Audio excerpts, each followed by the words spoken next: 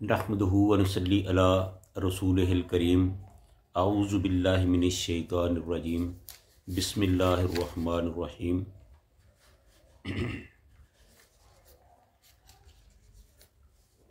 हर किस्म की हम्द सना अल्लाह रब्बुल आलमीन के लिए, जो सारे जहानों का खालिक व मालिक और परवरदिगार है। बेशुमार लातदाद बेहदो हसाब अनगिनत लाखों करोड़ों दुरूद सलाम इमामुल हरमैन ख्वाजा बदरुल हुनैन सैयद अस्सक़लैन जद्दुल हसन वल हुसैन इमामुल किबलतैन हज़रत मुहम्मदुर रसूलुल्लाह सल्लल्लाहु अलैहि व आलिहि वसल्लम की ज़ात वाला सफ़ात के लिए। प्यारे नाज़रीन, इससे पहले हम अपने प्रोग्राम में रसूलुल्लाह सल्लल्लाहु अलैहि वसल्लम की शफ़ाअत कुबरा के हवाले से गुफ्तगू कर चुके हैं। आज हम जन्नत और दोज़ख से मुतल्लक़ बयान करेंगे। तो जब मीज़ान लग जाएगा, लोगों के हिसाब किताब हो रहे होंगे, तो इससे पहले अल्लाह ताला अपने फ़रिश्तों को हुक्म देगा कि ए मेरे फ़रिश्तों, जाओ जन्नत और दोज़ख लेके आओ। तो अल्लाह के फ़रिश्ते जन्नत को हाज़िर करेंगे। जन्नत तो चूँकि पहले ही बहुत खूबसूरत है, उसको सजाने और संवारने की ज़रूरत नहीं थी। तो फ़रिश्ते अल्लाह के हुक्म के मुताबिक जन्नत को लेके आएंगे और अर्श कुर्सी से दाएं तरफ जन्नत को रख देंगे। और जन्नत को देखकर जो सब लोग हैं वो खुश हो जाएंगे और सभी की ये ख्वाहिश होगी कि काश वो इसमें चले जाएं। इसी तरह फिर अल्लाह ताला हुक्म करेंगे कि दोज़ख को भी, जहन्नम को भी यहाँ हाज़िर किया जाए। तो अल्लाह के फ़रिश्ते जहन्नम को, जो सातों ज़मीनों के नीचे है, वहाँ से उसको घसीट कर लाया जाएगा। और उसकी कैफियत अहादीस में कुछ इस तरह बयान होती है कि जहन्नम को जब अल्लाह के फ़रिश्ते वहाँ लेके आएंगे तो उनको 70,000 लगामें जो हैं वो डाली जाएंगी और एक लगाम पे 70,000 फ़रिश्ता होगा। और आप देखेंगे जब एक लगाम पे 70,000 फ़रिश्ता होगा तो 70,000 लगामों पे कितने फ़रिश्ते होंगे। तो इस हालत में, इस कैफियत में दोज़ख को वहाँ घसीट कर लाया जाएगा और उसे अल्लाह के अर्श के बाएं तरफ जो है वो रख दिया जाएगा। और जब जहन्नम को वहाँ रखा जाएगा तो जहन्नम चिंगाड़ रही होगी, दाड़ रही होगी, उससे बड़ी ही खौफनाक किस्म की आवाज़ें निकल रही होगी। उसकी जो आग है वो शरारे मार रही होगी और वो ज़बान हाल से कह रही होगी कि आज कहाँ है अल्लाह के नाफरमान, आज कहाँ है बेनमाजी और शराबी, आज कहाँ है रसूलुल्लाह सल्लल्लाहु अलैहि वसल्लम के नाफरमान, आज कहाँ है सूदखोर, आज कहाँ है शरीयत के क्या इनकार करने वाले, आज कहाँ है अल्लाह की तौहीद के मुनकर। तो आज जितने भी ये गुनाहगार होंगे वो सब मेरी खुराक होगी। तो जहन्नम इस तरह करके उनको पुकारेगी और वो उनको देखकर उनके दिल दह रहे होंगे। सब लोग ईमानदार और नाफरमान सब इस चीज़ से खौफ खा रहे होंगे, उससे पनाह मांग रहे होंगे और जहन्नम नाम ले लेकर उनको पुकार रही होगी।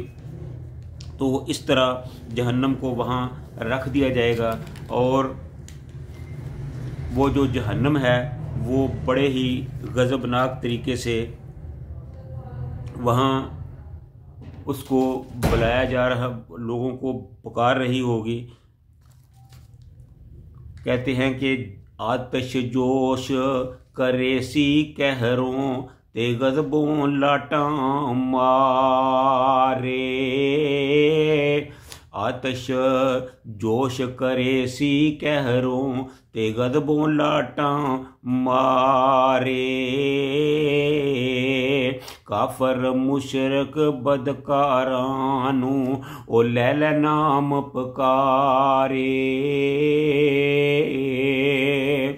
यानी कि जो दोज़ख होगी वो जो जितने भी गुनाहगार बदकार अल्लाह के नाफरमान होंगे वो उनको बुलाएगी और उस वक्त वो नहायत ही बड़े जोश से होगी, जैसा कि कुरान पाक में फरमाया गया है कि इदा उल्कू फ़ीहा समिउ लहा शहीकम वहिय तफूर तकादु तमय्यज़ु मिनल गैज़ कुल्लमा उल्किया फ़ीहा फ़ौजुन सअलहुम ख़ज़नतुहा अलम यातिकुम नज़ीर।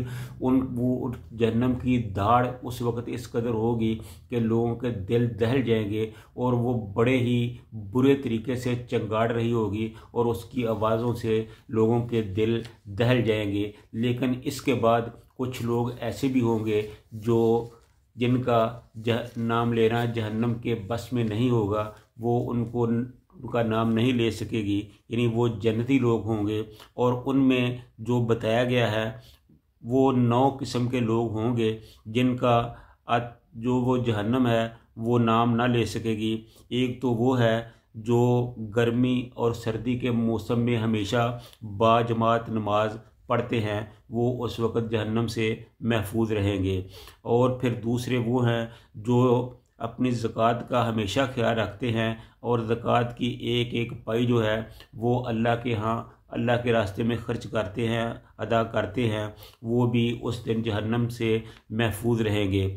और फिर वो जो अपनी शर्मगाहों की हिफाजत करने वाले हैं, हलाल और हराम का ख्याल रखने वाले हैं, और फिर जो अमानत में ख़यानत नहीं करते, और फिर जो वादा करते हैं उसको पूरा करते हैं, और फिर कोशिश करते हैं कि उनकी नमाज ख़राब ना हो, उनकी नमाज तर्क ना हो, उनकी नमाज कज़ा ना हो।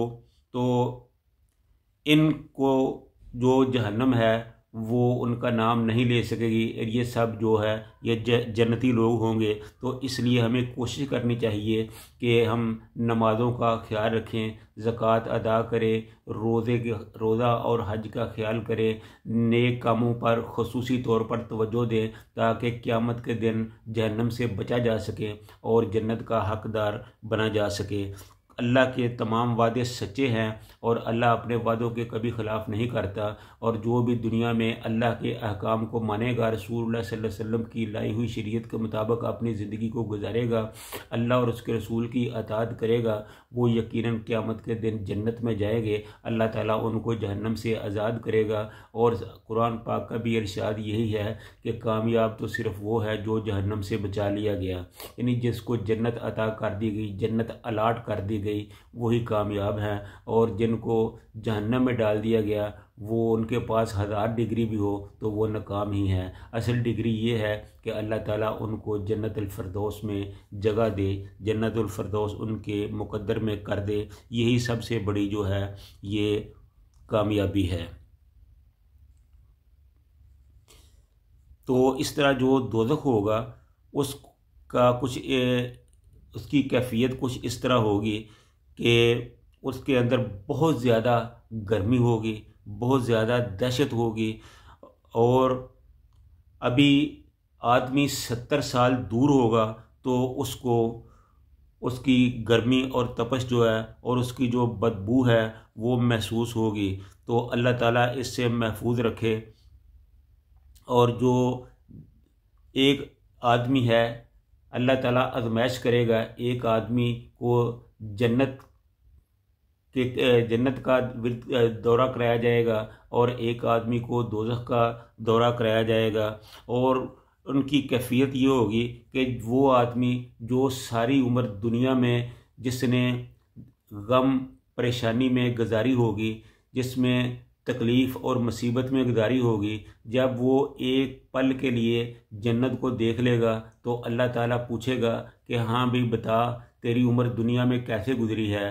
तो वो कहेगा या अल्लाह मुझे तो कोई दुख हुआ ही नहीं है, मैंने तो कभी दुनिया में परेशानी देखी ही नहीं है। तो ये जन्नत की कैफियत है कि जन्नत के बागो बहार देखकर आदमी जो है वो अपनी सारी तकलीफ़ें जो है वो भूल जाएगा। और इसी तरह एक आदमी जिसने सारी ज़िंदगी नाज़ो नेमत में गुजारी होगी, तो जब वो उसको अल्लाह ताला दोज़ख की एक झलक दिखाएंगे तो उससे पूछा जाएगा कि हाँ भी तेरी ज़िंदगी दुनिया में कैसे गुजरी है। तो वो कहेगा कि अल्लाह, मैंने तो ज़िंदगी में कभी खुशी देखी नहीं है, खुशी तो कभी मेरे करीब से भी नहीं गुजरी, मैं तो दुनिया में बहुत परेशान रहा हूँ। तो इस तरह करके जो जन्नत दोज़ख है उसके माहौल को देखकर ही आदमी जो है वो अपनी ज़िंदगी की सारी खुशियाँ भूल जाएगा। तो फिर मेरे भाइयों, हमारे लिए ज़रूरी है कि जन्नत का एहतमाम किया जाए, जो दोज़ख से बचाव का पूरा पूरा भरपूर किस्म का इंतज़ाम किया जाए। और इसका सबसे बड़ा तरीका यही है कि अल्लाह के बताए हुए रास्ते के मुताबिक, रसूलुल्लाह सल्लल्लाहु अलैहि वसल्लम के फरमान के मुताबिक अपनी ज़िंदगी को गुजारा जाए, ताकि हम सब जन्नत के हकदार ठहरें और बुरे कामों से इज्तनाब किया जाए ताकि दोज़ख से बचा जा सके। अल्लाह ताला हम सब को नेक अमाल करने की तौफीक अता फरमाए। व आखिरु दावाना अनिल हम्दुलिल्लाहि रब्बिल आलमीन।